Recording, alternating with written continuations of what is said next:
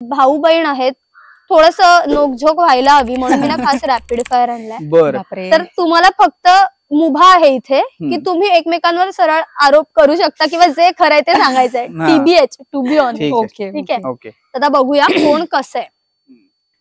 तर तुमच्या दोघांमध्ये पाण उतारा करण्यामध्ये कोण सरस आहे? प्रो. एखादा आहे म्हणजे कसा करतो हा साधारण? तो समोरचा उभाच नाही राहू शकत. हा म्हणजे मी ते सोशल मीडियावर त्याचे रिप्लाय मधनं कळतात मला, पण तुझ्या बाबतीत नाही माझं कसं होतं, मी फक्त इतकंच करतो की समजा मला कधी वाटलं की यार उमा 20-20, 22-22 मिलियन व्ह्यूज बघून तिला जिथे जाऊ तिथे लोक ओळखतायत हे बघून हलकी हलकी पाय उचलत नाहीत ना तिचे, तसं मला एक असतंच ना, ह्युमन टेंडन्सी आहे ती बाबासाहेबांची भूमिका केली होती तेव्हा मला पण हलकं हलकं आलं, माझं पण कुणीतरी उतरवलंच होतं ना, मला जमिनीवरती काढलंच होतं. तसं मग मी उमाला पटकन असं आणतो, पण सगळ्यांसमोर नाही, एक आपलं हळूच. पण लोकांचं पण म्हणजे जे लोक आमच्या अपोज मध्ये जातात किंवा चुकीचं काही आमच्याबद्दल स्टेटमेंट करतायत, तर मग तो आम्हाला प्रोटेक्ट करतो, इनफॅक्ट पूर्ण फॅमिलीला प्रोटेक्ट करतो त्या बाबतीत. माझं असं असतं की जाऊ दे, चल सोड, नको यार, प्लीज प्रोटेक्ट करा. आणि मग मी पण नाही आता चुकलंय ना तर ते बोललंच पाहिजे, असं आहे. अरे वा. भांडणाला सुरुवात कोण करतो? उमा. हो, कारण ना काय माहित, तिला माहिती नाही तिच्याकडे आई पप्पांचा सपोर्ट आहे, माझ्याकडे तो नाहीये. मी घरातला मोठा, मी कमावता वगैरे वगैरे. आणि मी समजूतदार, मी मॅच्युअर, तसं की ही काहीच नाहीये. आणि ही आपली स्वतः नवीन स्कीम काढली तिने आता काहीतरी स्वतःच. आता समजा मी तिला उमा असं केलं ना तर ती मुद्दाम असं माझा हात आहे ना इथे असं पकडून ठेवेल, आई हा बघ मला मारतोय असं वगैरे करते. हे नवीन सुरू केलंय तिने आता, हे गेल्या 1-1.5 आठवड्यात सुरू झालंय ते नवीन तिचं. भांडणांनी नात्याला नजर नाही लागत म्हणून मी भांडणं करते. वा. पटकन रडू कोणाला येतं? उमा पण इतकी नाही रडत, पण घरात माझ्यापेक्षा जास्त. आता मुलं तर कुठे रडायला जातो, मुलांना घरच नसतं रडण्यासाठी. मुलांना एक तर उशी असते, नाही तर मग टेरेस असते किंवा दुसरं कुठली जागा असते. पण उमा रडते, पण उमा पण क्वचितच रडते, तिचा खूपच मनस्ताप झाला तरच, नाहीतर रडतच नाही ती. शीघ्र कॉपी कोण आहे तुमच्यामध्ये? मीच ऍक्च्युली. कारण ऍक्च्युली मी तसं नाहीये, पण काय माहित असं ते इतकं टेन्शन असतं ना डोक्यात. 29 झाली आहे आता, 29 वयाचा झालोय, 30च्या आत हे करायचंय ते करायचंय, इतकी सगळी स्वप्न आहेत. स्वप्नच मोठी मुळात बघणं ना हाच मूर्खपणा आहे असं मला वाटतं. मी खूप बघून ठेवली आहेत, त्यामुळे पूर्ण नाही होत, चिडचिड असं होतं. पण मी लगेच शांत होतो. जो रागावलेला असतो त्याच्या अपोजिट शांत राहतो, जो रागावलेला आहे त्याच्या अपोजिट त्यांनी त्याला शांत करायचं, असा एक रूल आहे. मी पुन्हा भडकत नाही, अजून ते सिच्युएशन वाढवत नाही, किंवा मी चिडले तर तो अजून त्याच्यात चिडत नाही, तो शांत करतो. वा. बरं, आता पहिलं सॉरी कोण म्हणतं? सॉरीच म्हणत नाही, सॉरी म्हणालो हे तुला समजलं असेल तर ठीक, नाही तर मग उडत जा. खड्ड्याचं बोलायचं होतं पण मी उडत जा म्हणतोय. भांडणामध्ये जो शेवटचा शब्द बोलतो तो जिंकतो. हेही असतं की ए गप गप गप, तो गप बोलले तर तो जिंकला. त्यावेळेस सॉरी नाही बोलत कोणीच. तुमच्यामध्ये जास्त टोमणे कोण मारतं एकमेकांना किंवा असं म्हणतो ना? ऍक्च्युली ना आमची टोमण्यांची डेफिनेशनच वेगळी आहे. म्हणजे बघ हे असे टोमणेच नसतात आमच्याकडे. तर ते अशी कॅटेगरीज नाही आहे ऍक्च्युली. टोमणे म्हणजे फार तर काय होतं माहितीये का, किचन मध्ये आई काम करत असेल किंवा आई किचन मध्ये काम करत असते आणि नंतर मग मला भूक लागलेली असते आणि मी ओरडतो तिकडनं की आई मला हे दे ते दे, तर ही मध्ये ते सगळं कन्व्हर्ट करते वाक्य आईपर्यंत जाताना. तर मला जी भाजी आवडत असेल ती सांगते की आई त्यांनी हे मागितलं आणि टोप भरून दे, त्याला पाहिजे वगैरे. मग आई ती घेऊन येणार वगैरे, आई मीनू ती मागितली. तर हे हलकं आमच्यात अशा प्रकारे चालतं. आमच्या टोमणे नाही चालत, आमच्याकडे हे वेगळेच किस्से करतात घरामध्ये. हलकं फुलकं वातावरण असं घरात असतं, म्हणजे खुरापती खूप. वा. आता डबल मिनिंग काढण्यामध्ये कोण पटाईत आहे किंवा दोघं साधे आहात विचार? नाही काढतो आम्ही, घरात शिवाय खूप देतो, आम्हाला लिमिटच नाहीये. म्हणजे मी तर आता तुझं चॅनल खूप संस्कारी आणि खूप छान आहे, त्यामुळे मी अनसेन्सर्ड बोलू नाही शकत आहे. पण मला त्यांनी शिव्या लर्न करून घेतल्या. हो, मी सांगितलंय. म्हणजे त्या पण असं नाही की फुल्या फुल्यांच्यातल्या असं मोठं लाईन करून घेतलं. डायलॉगच्या शिव्या, डायलॉगच्या मोठ्या वाक्यांच्या शिव्या मी त्याच्याकडनं पाठ करून घेतात. म्हणजे जिकडे गरज आहे ना तिकडे दे, जशाच तसे राहायचं, एकच जन्म आहे, कुठे सभ्य होत राहण्यात घालवत आहे, बिंदास करायचे काय करायचं ते. कसलं भारी आहे हे, असं शिव्या पाठ करून लर्न करून घेतल्या. आणि कोकणात आपण राहतो, तुलाही माहितीच आहे, शिव्या तर पाहिजेत. बरं, भारी सरप्राईजेस कोण देतं? मी.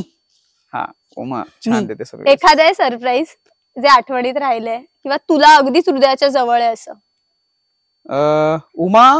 उमा माझ्यासाठी कपड्यांची शॉपिंग छान करते खूप, आणि ही ब्लॅक पॅन्ट सुद्धा तिनेच आज सजेस्ट केली मला घालण्यासाठी. ही माझी पहिली रेमंडची ब्लॅक पॅन्ट आहे, जी मला म्हणजे मोठे मोठे ब्रँड, मी खूप मोठे मोठे ब्रँड नाही घेत, मी हलका फुलकावरतीच असतो, पण ती माझ्यासाठी छान चूज करते. आणि ती व्यवस्थित, दादा ते पिशवीच्या खाली काय दिसते, मी ओपन करणार, अरे हे सरप्राईज, हे असं असतं. पण असे मोबाईलचे वगैरे सरप्राईजेस हा देतो छान, मोठे टेक्निकल रिलेटेड जे काही असेल ना ते सगळे छान. म्हणजे हिला हे जे तिचं घड्याळ आहे, आता तिने सॅमसंग वॉच 4 घेतलंय, तिचं बजेट तिने काहीतरी 3-3.5 हजाराचं वगैरे बोट बीटचं घेऊया असं ठेवलं. अल्पसंतोष. हा, मग तिचा सॅमसंगचा फोन आहे S सिरीज वाला, तर तिला मी सांगितलं की हा घेऊया 3,000 वाला घेऊया, आणि मी गेलं 30,000चं ऑर्डर. तर ती सॅमसंग वॉच 4 इथे कसं काय, ती ओपन केलं तर तिला प्रॉपर विश्वास बसेना की तिच्याकडे सॅमसंगचं ओरिजिनल वॉच आहे. मी म्हटलं की एन्जॉय करा म्हटलं. पण आता आमच्यासाठी खूप खास सरप्राईज असा धनंजय आमचा, ते सरप्राईज त्यांनी आमच्या पूर्ण फॅमिलीला दिलं, तो आमच्यासाठी खूप स्पेशल आहे. घरात हलकी फुलकी पण भांडण होतं, तुला माहिती आहे ना, की एक घर म्हटलं की भांडण आलंच, तर ती भांडणं पण आजकाल होत नाही त्या धनंजयमुळे. कारण ज्याला राग येतो ना, तो इकडे तिकडे बघत असतो, धनंजयला घेऊन बसतो, रागच तिथे जातो सगळा. किती गोड. म्हणजे आता मला वाटतं धनंजयला पण मध्ये बसवायला होतं भावंड म्हणून. अरे खरंच आम्ही तेच म्हणतो, धनंजय कोर्लेकर करूयात का आता आपण. किती छान. आता जास्त थापा कोण मारतं? थापा ऍक्च्युअली गरज असेल तिथेच मारतो. आता तेच नातेवाईक जे म्हणालो तुला की काय मग उमा आता पेमेंट वगैरे, हो 2.5 लाख झालाय, आता आपण कमी आहे थोडासा, बघूयात आता कधी वाढेल तेव्हा वाढेल. 2.5 लाख पण कमीच होतं ना मुंबईत राहायला. कार बुक केली आहे, मग त्याचं कसं, आणि एकदम सटल ऍक्टिंग, समोरच्याला वाटणार की म्हणजे कोणासाठी, जे त्यांची मुलं छान काम करतायत सगळीकडे, तुला तर जाणवतच असेल, तू तर एकदम डीप इंडस्ट्रीमध्ये आता सध्या काम करतेस, की जलसी किती असते सगळीकडे. सो जलसी टू जलसी, आम्ही काट्याने काटा काढतो. कसलं भारी आहे. बरं, तुमच्यामध्ये अति खोड्या कोण काढतं? खाजवून खरूच काढणे म्हणतात ना तसं. हा, असेल तर ती सवय मलाच असेल, ती पण हिचीच, म्हणजे उमाची किंवा आई पप्पांसोबत आता मस्करी करायला लागलोय आता या वर्षात, कारण की थोडंसं रील मध्ये त्यांना इन्व्हॉल्व करायचं असतं, त्यामुळे हलकं फुलकं करावं लागतं. अदरवाईज गेल्या वर्षाच्या आधीपर्यंत पप्पांनी बघितलं तरी पण शांत व्हायचं, फक्त नजरेवरती. आता ते तुम्हाला फ्रेम मध्ये खूप असे गोड वगैरे, कारण आम्हाला ना पाहुणे खूप आवडतात इथे मुरुडला आलेले. आई पप्पा त्यांचे पाहुणचार म्हणजे ते असं की बापरे, आमच्या आई पप्पांसारखं वाटतंय. आतापर्यंत जितके लोक आलेत ते असंच हे करतात की काका काकू आमच्या आई पप्पांसारखे वाटतात. त्यामुळे त्यांना आम्ही असं बाजूला करून आमचं असं चालू असतं. त्यामुळे माझ्या खोड्या खूप कमी झाल्यात पप्पांमुळे. आधी खूप करायचो, म्हणजे डोकं वगैरे फोडलेलं आहे मी रक्तानी. मला माझं ह्यांनी आता जो आपण ज्या एंट्रन्सने आलो तिथून जे कॅनल आहे, मला सायकल शिकवत होता हा. आणि लहानपणी त्याचं असं की तू सगळं करायचं, माझी हाईट नाही पोचते तरी तू सायकल शिकायची. आणि तिला 3-4 वेळा पेडल मारता नाही आले, मी लाथ आणि ती लाथ मारून डायरेक्ट ड्रायव्हिंग पण आता ड्रायव्हिंग करते ना, मी साटकन मारायचा तो की नाही, हे जीवावर येणार आपल्या, तू ही चुकी पुन्हा केलीस तर ही पुन्हा, तर मग मी नेक्स्ट टाइम ती चुकी करताना मला तो फटका आठवणार. तर इथे त्यांनी असं की चल मी आहे आहे आहे आहे करून त्यांनी सोडून दिलं. आणि मग मागे अरे दादा नाहीये, आणि मग मी त्या गटारात डायरेक्ट दादा नाहीये, आणि माझं नख बिक वगैरे तुटलेलं छान प्रॉपर रक्तबंबाळ होऊन उमा आई दादानी मारलं, आणि हा मला उचलायचं सोडून हा पळालो गायब. मी गायब दुसरीकडे, कारण का मला माहिती मला कुठणार घरी, तर मी गायब. जोपर्यंत मामाला शांत होते तोपर्यंत मी गायब. नेहमी उशीर कोणामुळे होतो? हिच्यामुळेच, माझ्यामुळे. घरात स्त्री पार्टी असली की तू पण आता बघितलंस ना, कधी छान मेकअप वगैरे करत होती सुरुवातीला, ते बिचारे दोघं पटकन शिवी कोणाच्या तोंडात येते? माझ्या खूप शिव्या असतात तोंडामध्ये, पण आम्ही असं जागा बघून शिवी देतो. घरातच माझ्या शिव्या तर फक्त लोकांनी घरातच ऐकल्या, ते पण घरातल्यानेच ऐकल्यात, बाहेर असं कोणी ऐकलं नाहीये. कमाल सेन्स ऑफ ह्युमर कोणाचा आहे? दादाचा. उमाचा पण आत्ता एखादा आहे का वन लाइनर वगैरे किंवा असतं? म्हणजे मी आमचा किती आहे तो सांगण्यापेक्षा ना आमच्या एका छोट्या भावाची कमाल सांगेन. आम्ही इतके कोटी करतो, कोटी सगळीकडे कोटी करतो, सेन्स ऑफ ह्युमरनी पंच वगैरे काढतो.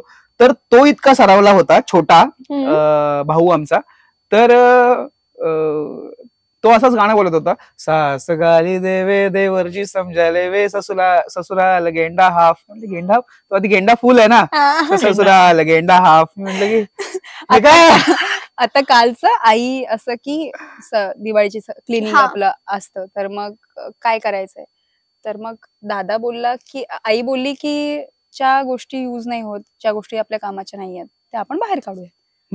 उमा जा. परत आता ती नवीन आम्ही डोअरबेल मानसीने गिफ्ट केली होती, डोअरबेल ती लावली घराला. तर तिथे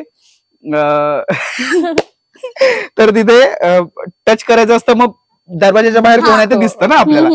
तर तिथे बटन आहे, ते बटन आणि आपण जे बोललो ते समोरच्याला ऐकायला जातं. तर मी म्हणतो उमा जेव्हा येते आणि बैल वापते ना, तर ही आधीच थकली, दादा उघड दरवाजा उघड. मी आधी म्हणे भाव कर, तुझा ओरिजिनल आवाज दाखव लोकांना. आणि मी 9 तासांची ड्युटी केले, मी काम करून आले, मला घर बघायचंय, मला तुम्हाला बघायचंय, आणि हा आता दिसलंय ना की मी आले बाहेर, मग तू उघडतच नाही. भाव हे कर ते कर, असं कर तसं कर, असं करून मग मला आत घेतात. किती तो छळ. बरं, तुमच्यामध्ये लेम जोक्स कोणाचे असतात की किंवा नसतातच, की दर्जाच लेवल आहे दोघांचा? नाही, आता पूर्वी व्हायचे. पूर्वी लेम उमाचे खूप लेम जोक असायचे, कारण मी शिकत होते ना, शिकत होते, ती प्रोसेस मध्ये होते तेव्हा ती हलकी. आता माहिती ना नवीन 1-2 एकांकिका करून वगैरे येतात ना पोरं, त्यांचे कसे असतात, वा वा वा मी जोक मारला, पण जे पटाई झालेले असतात सेट वरती ते कसे असं वगैरे करतात, पानसट वगैरे करू नकोस, तशी आधी उमा होती. पण आता उमा पोहोचली आहे, हलकी आली आहे त्या लेवलला. आता मी त्यांच्या टीम मध्ये जाते. ती छान. बरं, कोणाचे अंदाज नेहमी चुकतात? आम्ही अंदाज लावतच नाही, डायरेक्ट बघून घेऊ, अंदाजच नसतात, भिडूया, डायरेक्ट भिडूया. काय नाही, एक्सपिरियन्स घेऊयात, परत येऊयात, किंवा काहीतरी झालं सॉरी बोलूयात, परत येऊयात, पण करून बघूयात, अंदाज नाहीच. किती भारी. आता कोणाच्या हाताचा फटका बेकार जोरात लागतो? ते मगाशी सांगितलेला अनुभव हाच. ते पप्पांकडनं जेंडिक्स आलेले आहेत. तुमच्यामध्ये ओव्हर प्रोटेक्टिव्ह कोण आहे? मीच. कारण ते होतं, म्हणजे बहिणीला घेऊन तर, म्हणजे तो बाकीच्या त्याच्या फ्रेंडसाठी वगैरे नाहीये ओव्हर प्रोटेक्टिव्ह, पण बहीण एक वेगळा रोल प्ले करत असते. बहिणीचे त्याच्या हार्ट मध्ये एक वेगळं स्थान असतं. कारण आई जातीये मॉडर्न प्ले ग्रुप शिकवायला, पप्पा जातात 9 तासाच्या ड्युटीवरती. त्यांनी तसंही आयुष्यभर तेच विश्व बघितलेलं आहे. भाऊ गेलाय ना, आयुष्य बघून आलाय, सगळं घर बघून आलंय, लोक बघून आले, जग बघून आलं, त्याला माहितीये लोक कशी आहेत ती, त्यामुळे बनतो ओव्हर प्रोटेक्टिव्ह. आईच्या बाबतीत कदाचित उमापेक्षा तिप्पट चौपट आहे मी. कारण एकदा एका वॉचमॅनने आईला आत घेतलं नव्हतं, तो सोडतच नव्हता आईला, आणि आई उन्हात उभी होती. तर मी त्या वॉचमॅनकडे फक्त जाऊन अशा प्रकारे बघितलं की त्या वॉचमॅनने आईला सोडलं लगेच. म्हणजे ते बघणं किती घाणेरडं असेल विचार करा. आणि जर का तुम्ही नाद दिसलं तर मी त्याला मारलंच असतं तिकडे. सो इतकं डेंजर असतं. म्हणजे तेवढं मी प्रोटेक्टिव्ह माझ्या फॅमिली बद्दल असतो, नक्कीच असेल आणि कायम असेल. अजून कोण आहे का आपल्याला, दुसरं कोणीच नसतं ना आपल्या आयुष्यात. इव्हन असं काही झालं की आपण एक बोलतो ना, माझ्यासोबत आता असं झालं तर, आता इथून असं झालं तर, मला कोणी किडनॅप केलं तर, दादा तो बोलतो की असं नाही बोलत की मी इथे जाईन मग मी त्यांची हेल्प येईन, मी त्यांचा मर्डर करेन, स्वतः जेलमध्ये जाईन, पण मी तुला सेफ घेऊन. पण जगातले जे प्रोटेक्टिव्ह भाऊ आहेत ते सगळे असंच म्हणतात.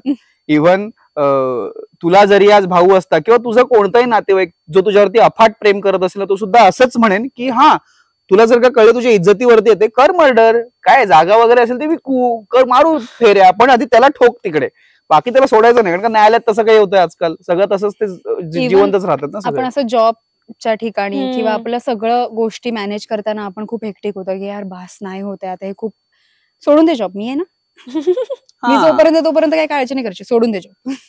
कसलं भारी.